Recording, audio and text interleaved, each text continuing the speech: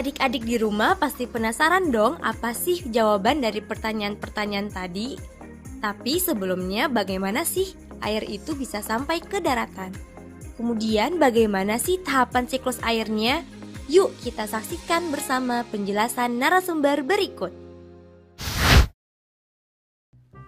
Halo Sobat X-Science, jumpa lagi bersama Kak Herman dalam program kesayangan kita X-Science, Eksplorasi Sains.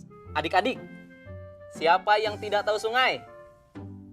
Nah, kakak yakin semuanya sudah tahu ya yang namanya sungai. Tahukah adik-adik bahwa setiap sungai akan berujung pada satu tujuan, yaitu laut. Nah, dari sungai dan laut inilah nanti air akan dibawa kembali ke daratan. Loh, kok bisa? Bagaimana caranya? Nah, caranya adalah kita harus tahu yang namanya siklus air. Yuk, mari kita pelajari tahapan-tahapan dari siklus air. Yang pertama, evaporasi. Apa sih evaporasi itu? Evaporasi merupakan suatu proses penguapan air pada permukaan bumi karena disebabkan oleh energi panas matahari. Air dari beragam jenis sumber air seperti laut, danau, sungai, tanah, dan lain sebagainya itu berubah menjadi uap air, kemudian naik ke atas sampai ke lapisan atmosfer. Semakin besar energi panas dari matahari yang sampai ke permukaan bumi, maka laju evaporasi juga akan semakin besar loh sobat. Sobat X-Science, penguapan dalam siklus air seperti yang terjadi di permukaan bumi ini juga dapat terjadi pada jaringan tumbuhan loh. Penguapan yang terjadi pada tumbuhan inilah dinamakan transpirasi. Nah, seperti apa sih transpirasi itu? Jadi begini adik-adik. Akar tanaman menyerap air dari dalam tanah, kemudian didorong ke daun untuk digunakan dalam proses yang dinamakan fotosintesis. Kemudian, air hasil fotosintesis tersebut dikeluarkan oleh tanaman melalui stomata dalam bentuk uap air. Nah, inilah yang disebut dengan proses transpirasi. Begitu sobat, paham kan? Berikutnya, kita masuk pada tahapan siklus air yang ketiga, yaitu sublimasi. Sublimasi merupakan suatu proses saat es berubah menjadi uap air tanpa harus melalui fase cair terlebih dahulu. Loh, kok bisa? Nah, sumber utama dari tahapan sublimasi ini adalah lapisan es dari kutub utara, kutub selatan, serta es dari pegunungan. Dalam siklus air, proses sublimasi ini lebih lambat dibandingkan dengan proses penguapan pada umumnya. Tahapan siklus air yang keempat adalah kondensasi. Setelah air-air tadi ada yang menguap dan menjadi uap air, maka akan terkumpul di lapisan atmosfer. Jauh juga ya. Nah, ketika telah mencapai ketinggian tertentu, uap air tersebut akan berubah menjadi partikel es. Kenapa bisa berubah menjadi partikel es? Karena ada perubahan suhu yang terjadi di lapisan atmosfer. Partikel-partikel es tersebut nantinya akan saling mendekat, saling berikatan satu sama lain, membentuk awan dan juga kabut di langit. Proses inilah yang disebut dengan kondensasi. Gimana? Sudah mulai paham kan sobat? Yuk mari kita lanjutkan pada proses siklus air yang berikutnya, yaitu presipitasi. Apa sih presipitasi itu?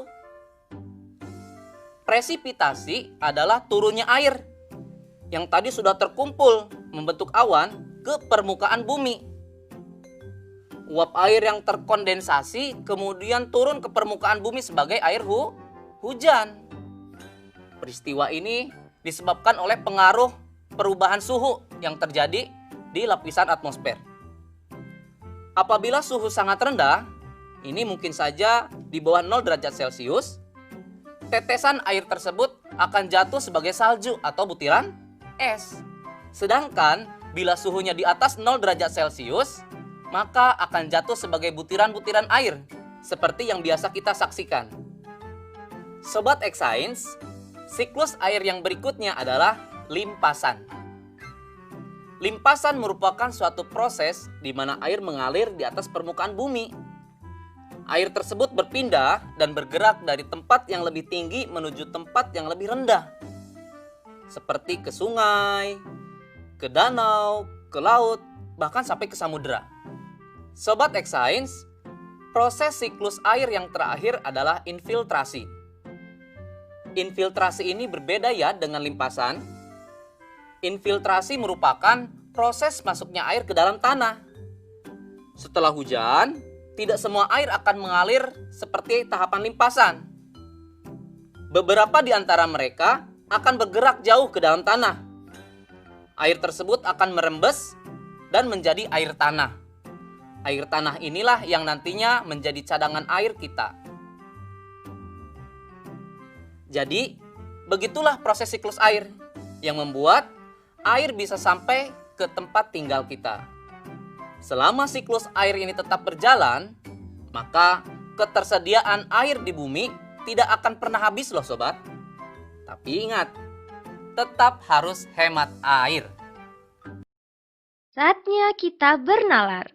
Yuk, mari kita bernalar ya. Saatnya Sobat X-Science menjawab pertanyaan nalaria berikut. Coba perhatikan proses siklus air ini. Pertanyaan pertama, pada lokasi pertanian A dilakukan proses pemupukan oleh petani. Jika terjadi hujan pada lokasi tersebut, siklus air di bagian manakah yang akan mengalami gangguan? Sudah tahu jawabannya? Yuk kita bahas bersama.